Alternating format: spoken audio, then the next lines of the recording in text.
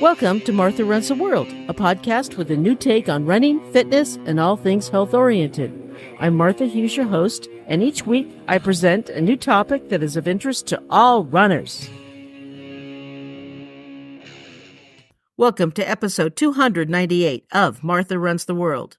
It's all about cross-country running today, and don't miss afterwards when I talk a little bit about a big controversy that came up in the last couple weeks.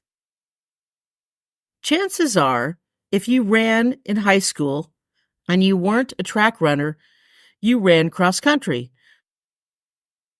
This probably holds true for college as well. I didn't run in school. I was a swimmer in my senior year of high school. I competed in swimming. I wasn't a great swimmer. I was okay, and I had a great time. I didn't get into running into my college years, in my 20s, and then it was just for fun, and I loved it, but I didn't compete at all.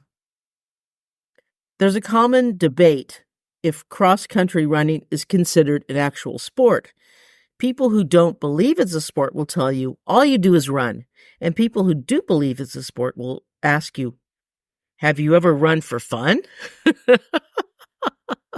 That's old. That's an old saying in cross-country. Now, this is from the USA Track and Field Association website. According to the USA Track and Field Association, cross-country running is a sport in which teams and individuals run races on outdoor courses over natural terrain.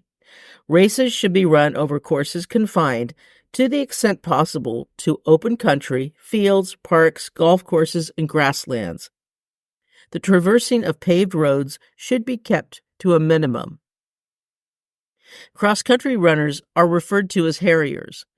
Men and women of all ages compete in cross-country, which, in the United States, usually takes place during fall. Cross-country running is one of the disciplines under the umbrella sport of athletics. USATF is the natural governing body for athletics in the U.S. The USATF Cross-Country Council has jurisdiction for national and regional cross-country sports, including the Open and Masters men and women. And it goes into a lot of different stuff that I don't have to get into with you today. But yes, there is a huge cross-country running association all over the world. It's big within their circle, and I learned a lot about it doing research. Now, the 2020 Masters USATF 5K Championships in cross-country are coming November 2nd in Boulder, Colorado. The 2024 USATF National Junior Olympic Cross-Country Championships will be held in Shelbyville, Indiana, December 14th. On that same day, December 14th, in Tacoma, Washington, are the 2024 USATF National Cross Country Championships. So if you get the chance to see any of those, I think it would be really exciting. Right now, the top cross-country runners worldwide, first the men's and then the women's. It's a big sport in other countries, especially in African nations. Cross-country is huge. In the men's, the top 3 cross-country runners all come from Africa. Jacob Kiplimo comes from Uganda. He's the top men's cross-country runner in the world. Rodrigue Kwizera is from Burundi. He's the second.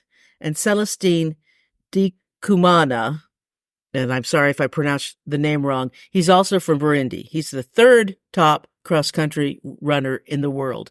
The first American male runner doesn't show up until number 35 with Ahmed Muhammad.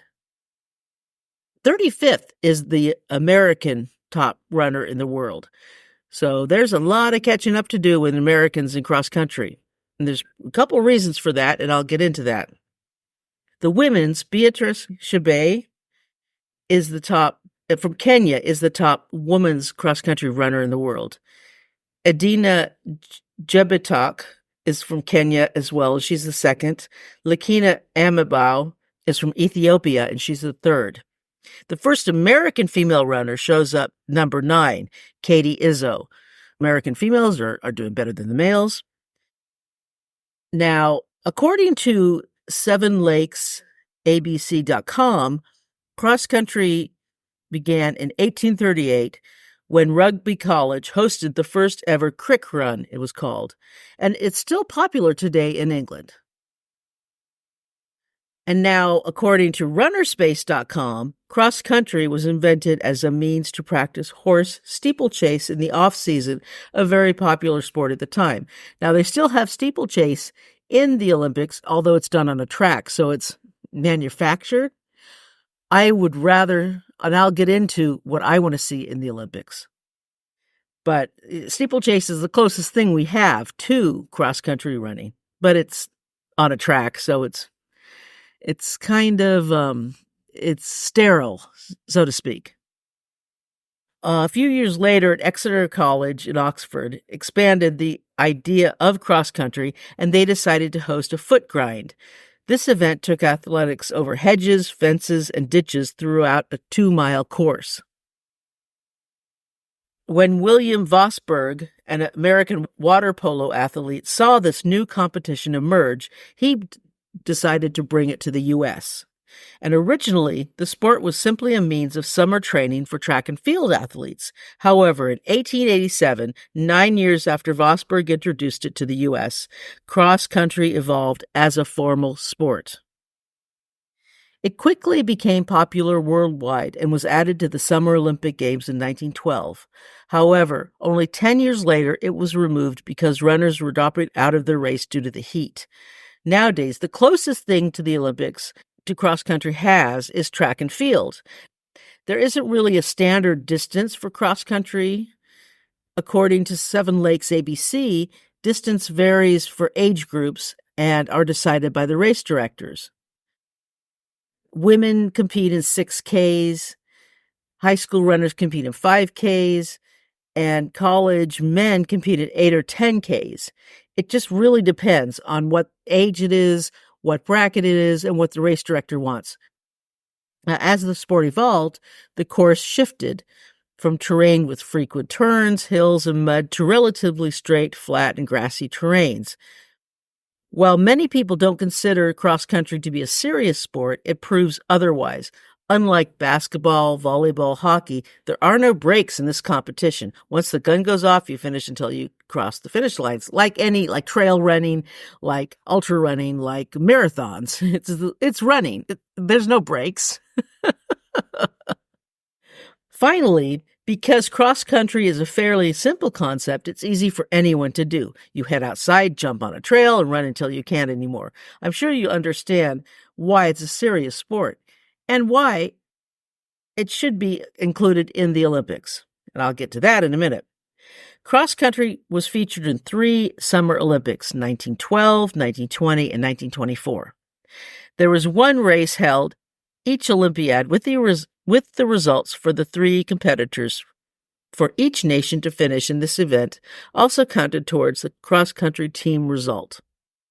In 1920 in Paris, the legendary Finnish runner Paavo Nurmi won the team and individual titles. The 1924 event was also won by Nurmi. However, 23 of the 38 starters failed to finish due to the extreme heat and poisonous fumes from a nearby energy plant. The early 1900s, they were glorious times, weren't they? The height of the Industrial Revolution and the height of pollution. Subsequently, cross-country running was dropped from the games and has never returned. Cross-country is still an event at the Olympic Games, though it is contested only as a 5th discipline in the modern pentathlon, which combines cross-country running and pistol shooting. Now, this is where we get to an interesting proposition. There is some lobbying for cross-country running to be included in the Winter Olympics program. Speaking at the World Olympics press conference in Paris on Thursday, this last August, the governing body's president, Sebastian Coe, said There is the potential around co-creation of a two-sport option with cyclocross and cross-country, both going a lot around the same kind of course. Cyclocross is like the mountain biking in a rough course. We've had good discussions, but there's a lot of detail to be sorted. I've always wanted to see cross-country back, he continued. It's obviously more at home in the winter. It's historically and traditionally a winter sport. The idea of having cross-country running during the winter is interesting. I think it would be a great addition to the Winter Olympics and would give something of interest to running enthusiasts to watch the Winter Olympics. From what I understand is that runners don't really watch Winter Olympics. I mean, unless they ski or enjoy the other sports, why would they? The sport was removed due to heat making the conditions dangerous, so winter conditions would be better, one would assume. Obviously, it wouldn't be in the mountains with the snow. They would keep it out of the snow. It would be a lower level, and it would be cooler weather where cross-country runners would be more used to. And it would be so exciting to watch. I would love to watch cross-country racing. I would love to see it. I would love to see more coverage of it on television. I think one of the reasons why it's so popular in other countries around the world is that it's an exciting sport. It's a popular sport in high school and college, but once Americans leave that, then they leave the sport. They go into marathons, or they go into trail racing, or they just stop running altogether. And that's the reason why we don't have more Americans better at the sport. They do other types of running, they do other types of sports, or they just don't compete at all. That's why the Africans are so good at this, because they continue to do it. It's a very, very popular sport in Kenya, in Ethiopia, in Burundi, in these African nations. And I don't see any reason why it shouldn't be a more popular sport here. It's exciting. You don't have to stay on the course for hours and hours. It isn't a marathon. These are short distances, and they're short, exciting distances. It's way more exciting than watching runners on the road. It's way more exciting than watching runners on a track. You're watching them on a course with mud, with grass, jumping over hedges. This is exciting. If you got a thrill over watching horses on a cross-country track, why wouldn't watching humans on a cross-country track? I mean, this is a no-brainer as far as I'm concerned. I would love to watch this sport. So if you're interested in this, why not? I would be very, very interested in having this become an Olympic sport. I mean, they have, I mean, come on. They have skateboarding. Why wouldn't they have this?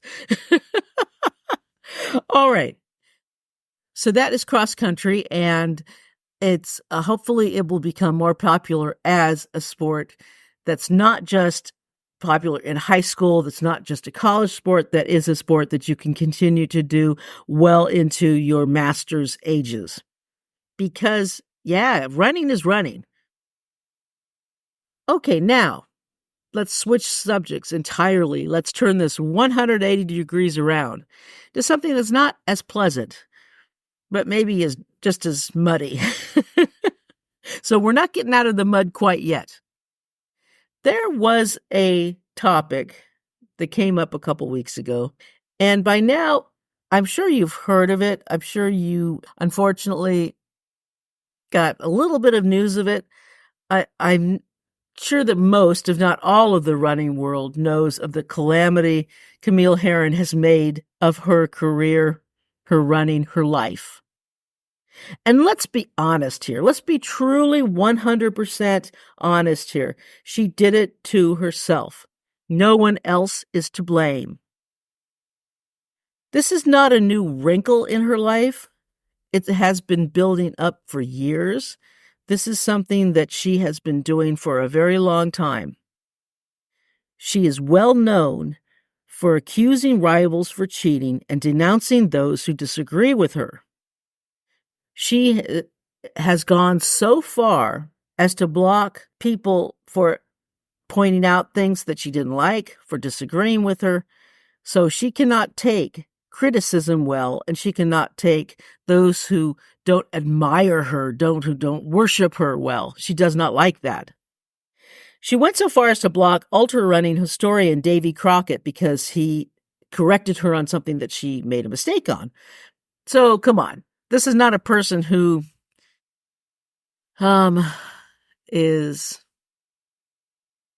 this is not a person who is very, I'm not gonna say anything that's gonna get me in trouble. So yeah, she's created an uncomfortable place for herself.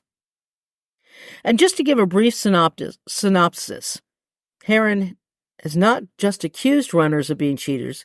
She and her husband have deleted records of other ultra runners, including Kilian Jornet and Courtney Dahlwalter, on Wikipedia, and she has enhanced her own Wikipedia records. And after getting caught, did she apologize? No, not at all. She did not. Not one iota did she apologize.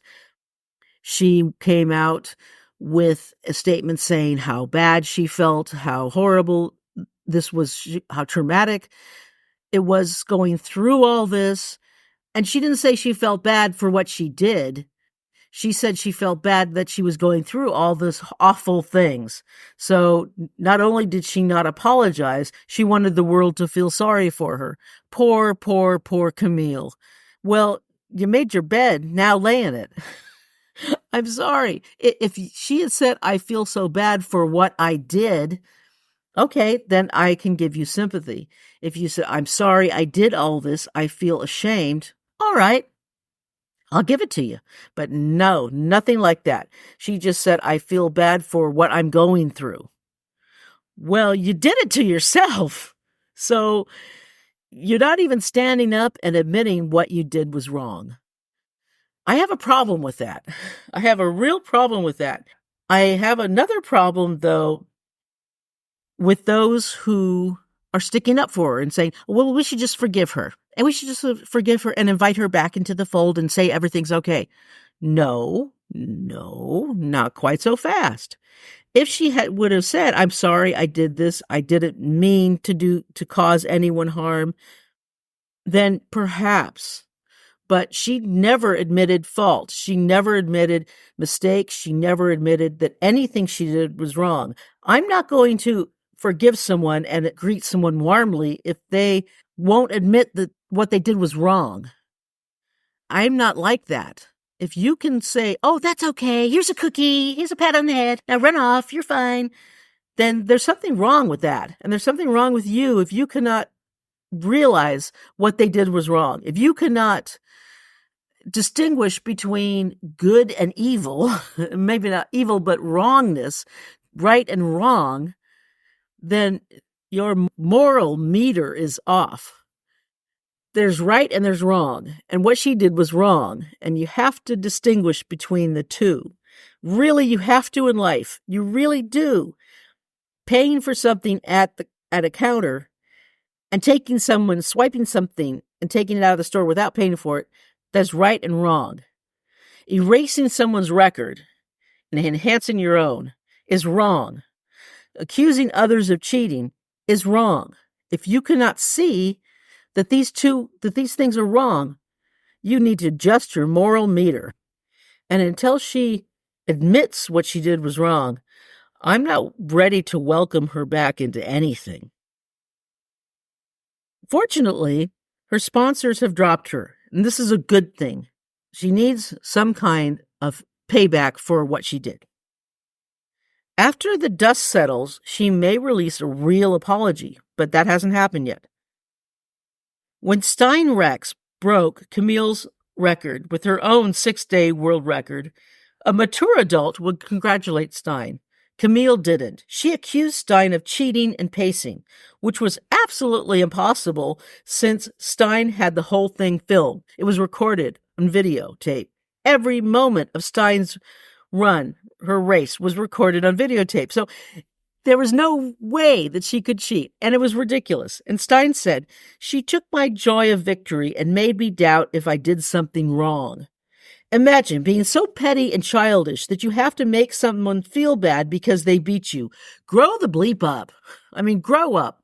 Camille, come on. This is ridiculous. This is absolutely ridiculous, and this is exactly what I'm talking about. she tries to make others feel bad by accusing them of cheating if they beat her in something. She wants to be queen of running. And you can't crown yourself saying, I am the queen. Everyone bow before me. This is not how things are done. But yet there are those that say, okay, you say you're the queen. I'll bow before you. I don't care if you cheat. I don't care if you lie. I don't care if you just try to destroy others. I'll bow because I want to be subservient. I want peace and I want everything to be wonderful. There's something so wrong with that to me. Why are you so ready to be subservient to someone so horrible? Come on, get a spine, for goodness sakes. Get a spine. First, I don't bow to anybody. First, number two, when I see wrong, I point it out. And unless that person is willing to admit to their wrongness, I'm not so willing to welcome them back. I will never trust them again. I don't want that person around me because negative energy and all that stuff. And number three, they bring a bad name to our sport. If you want that bad rap to our sport, you want our sport to be like every other sport with cheaters and liars and bad people, that's on you. That's not on me. So if you want our sport to be like every other sport filled with cheaters and liars and everyone accusing everyone else, then yeah, welcome her back, because that's the kind of sport you're going to get if you're going to get people without a moral compass in it. So no, I'm not ready for that. And I don't want our sport to become like that. And I'm not heartless, but I also, I don't give away my empathy and my sympathy to everyone. I reserve it. I'm also not a